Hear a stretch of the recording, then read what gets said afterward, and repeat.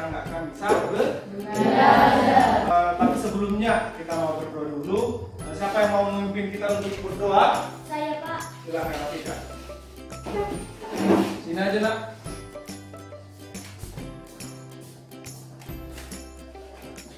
Mari kita bersatu dalam doa. Oke, baik, terima kasih buat Atika.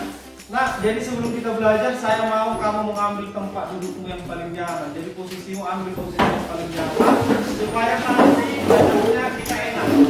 Di pembelajaran kita hari ini saya mau kasih tahu dulu urutan pembelajaran yang akan kita kerjakan dalam 2 les terakhir ini nanti ya. Oke, yang pertama nanti akan ada stimulation namanya atau stimulasi. Saya akan memberikan rangsangan itu berupa gambar, nanti Bapak kasih tahu ke kalian. Kemudian ada identifikasi masalah. Kita cari apa masalahnya. Nah, ada nanti masalah. Nah, masalah ini nanti kita cari bagaimana solusinya. Sama-sama mencari solusinya, kemudian melakukan pengumpulan data ada di situ, pengolahan data, lanjut ke pembuktian atau verifikasi. Pembuktian atau verifikasi ini nanti Bapak harapkan kalian itu bisa mempresentasikan dari pengolahan data yang sudah kalian ambil. Dan sebelum selesai kita harus mengambil kesimpulan dari apa yang sudah kita belajar. Saya mau di lembar kertas yang kecil saya sudah kasih ke kalian. Nah, coba cari berapa total dari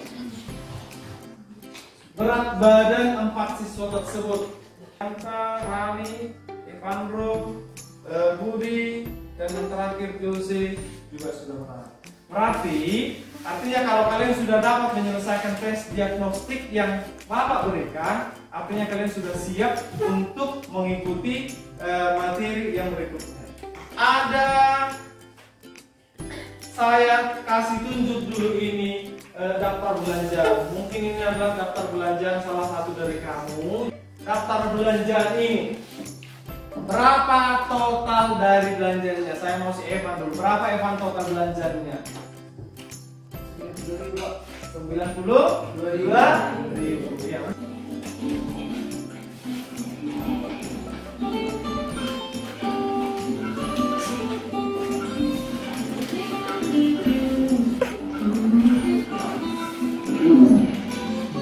Yang bisa kamu dapatkan dari video tadi. Nah, dari video tadi bisa kita ambil kesimpulan kalau kita membawakan ego masing-masing, maka tidak akan mendapatkan yang namanya solusi. Nanti pembelajaran ini kita diharuskan untuk mencapai 2 tujuan pembelajaran ini. Yang pertama adalah peserta didik mampu mengolah data sederhana dan menampilkan data sesuai dengan tujuan. Yang kedua, peserta didik mampu menggunakan rumus dasar aplikasi pengolah data. Dalam hal ini adalah Excel ya, atau kalau kita menggunakan Chromebook berarti Google Spreadsheet untuk mengolah data. Data yang kita olah itu nanti saya kasih tahu ya seperti apa teman. Itu tujuan pembelajaran kita dan semoga kita bisa mencapai tujuan pembelajaran ini. Berikutnya di sini ada saya tunjuk, saya perlihatkan ke kalian adalah apa ini? Kalkulator. Saya mau tanya dulu si Hikmat. Hikmat, kira-kira kalau kalkulator ini biasanya digunakan untuk apa? Untuk menjumlah. Oke. Kalau si Budi untuk apa? Menghitung pertumbuhan. Kalau misalkan kita menghitung data seperti ini, data yang seperti ini tadi, misalnya kalau disuruh coba hitung jumlah totalnya, langsung aja kita hitung kan? Ya kan? Misalnya 36 tambah 44 tambah 42 tambah 38, langsung kita hitung. Nah, itu karena datanya sedikit. Nah, dalam hal ini datanya ada berapa? Ada 4 kan? Kalau datanya banyak, coba ada ratusan, bahkan ribuan. Bagaimana caranya menghitungnya? Coba. Iya, dijumlahkan satu persatu. Benar sekali ya. Kalau seperti ini datanya dijumlahkan satu persatu. Cuman pertanyaannya, sekarang kalau datanya itu sekitar 10, 50 bahkan ratusan bahkan ribuan data. Bagaimana cara kita menghitung? Kita pakai kalkulator aja terbatas ya kan? Pasti ada kesalahan kalau misalkan menghitung data yang banyak. Ada yang tahu caranya? Kurang tahu ya. Jadi caranya nanti kita menggunakan Microsoft Excel. Saya mau jelaskan dulu kira-kira apa sebenarnya Excel ini ya. Microsoft Excel ini merupakan aplikasi yang memungkinkan input data. Iya, maksudnya memasukkan ya, memasukkan. Ada input, ada output. Jadi itu maksudnya. Jadi kita memasukkan data itu berupa apa tadi? Berupa angka-angka. Bisa harga, bisa nilai, bisa ukuran dan lain-lain berupa angka. Ada di situ berupa tulisan, teks, angka atau fungsi kompleks lainnya. Jadi Excel itu, Microsoft Excel mempunyai fungsi, ada manfaatnya. Jadi digunakan itu ada manfaatnya. Untuk apa? Fungsinya yang pertama adalah membuat, mengedit, mengurutkan, menganalisis dan meringkas data. Ya, bagaimana nanti ini kita akan pelajari setelah ini. Kemudian menghitung aritmatika dan statistika. Kemudian yang ketiga adalah membantu menyelesaikan soal logika dan matematika. Kemudian membuat grafik dan diagram. Nah, kita bisa membuat grafik, bisa membuat diagram menggunakan Microsoft Excel. Ini saya kasih LKPD, lembar kerja peserta didik. Saya bagi per kelompok. Coba lihat datanya yang pertama di lembar yang pertama. Kemudian ketikkan di Chromebook-nya, silahkan. Nah,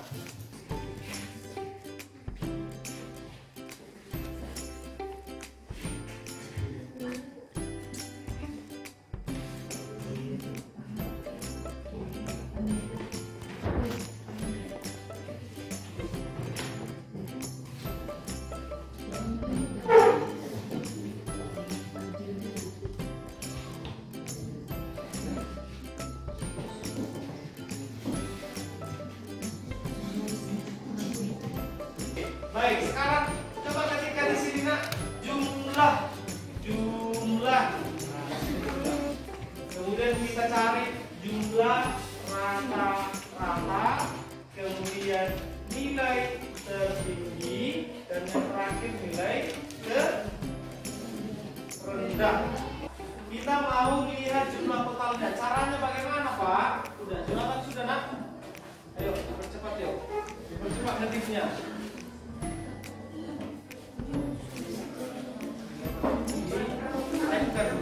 Biasa kan enter, jangan buat kursornya ke bawah, biar cepat. Ya.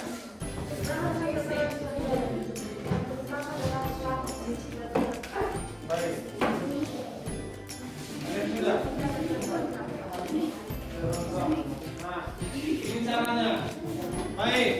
Kalau sudah buat jumlahnya, buat kursornya ke sini. Di sini dia.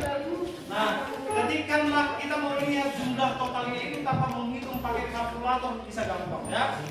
Kita buat sama dengan, ketika sama dengan, kemudian sum dulu besar ya, kecil sebentar juga boleh, nggak apa-apa.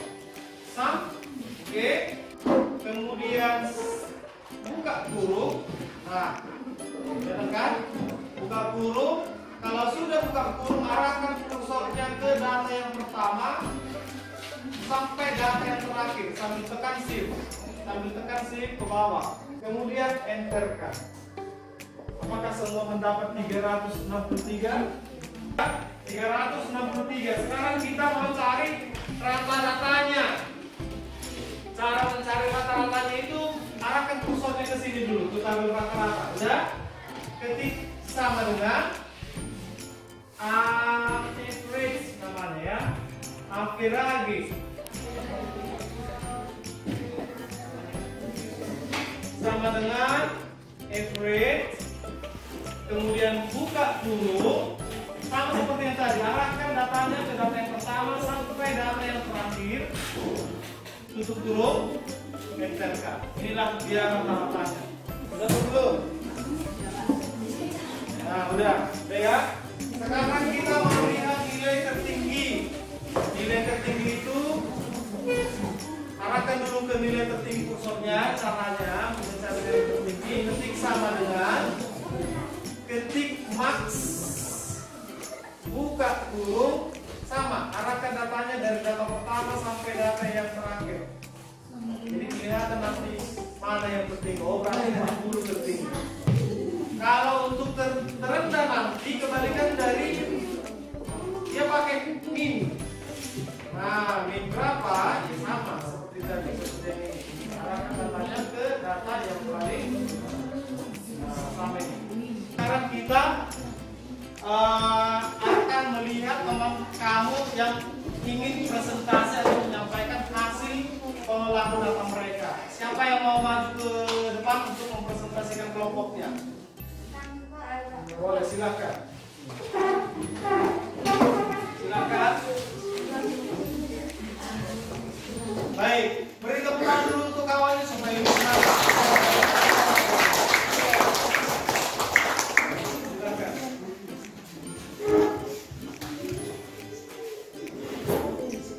Baiklah teman-teman kami dari kelompok. Selamat pagi teman-teman. Pagi. Di sini kami dari kelompok 5 akan menjelaskan tentang segala nilai siswa yang sudah kami kerjakan. Dimulai dari saya.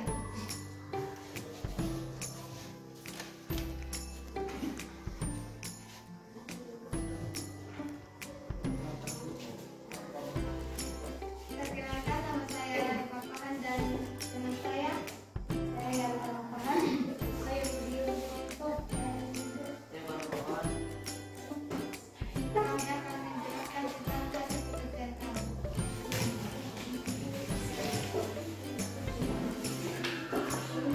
Untuk nilai matematika dimulai dari saya. Jumlah nilai matematika yang kami dapatkan adalah 1624 dan rata-ratanya 85,47. Sedangkan nilai tertinggi 93 dan nilai terendah 80. Dan nilai IPA akan dijelaskan oleh Jenta.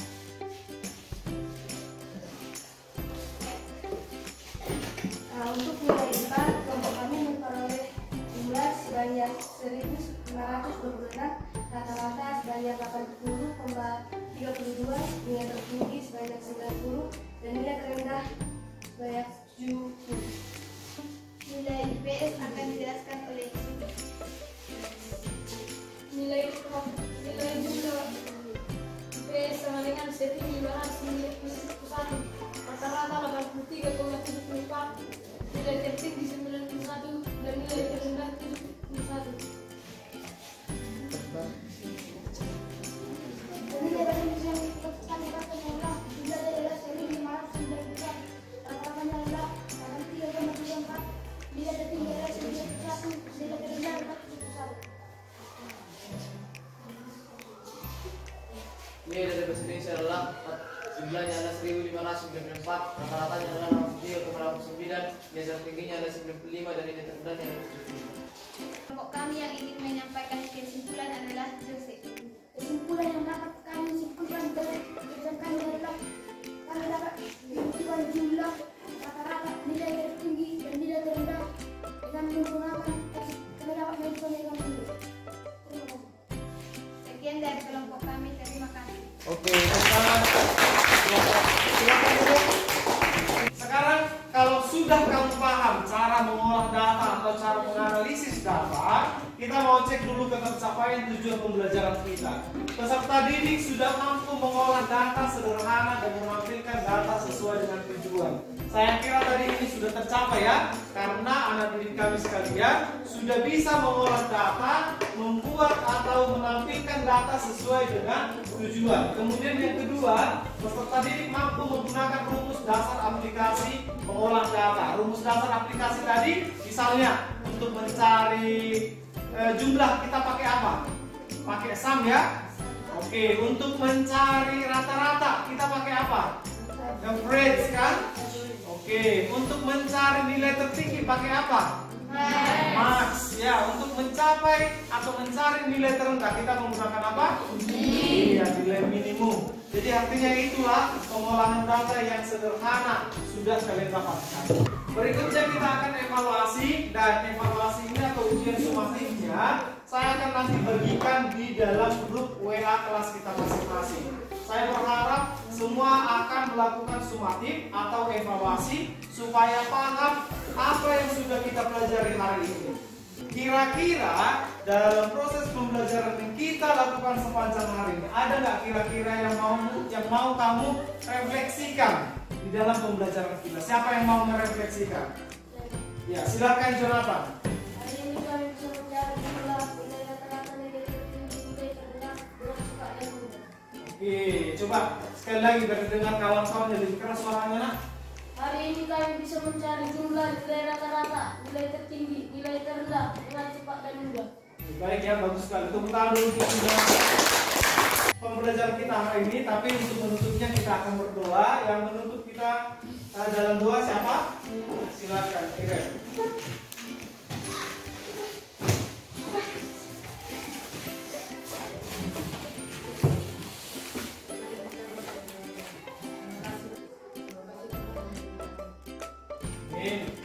Terima kasih Ren buat doanya.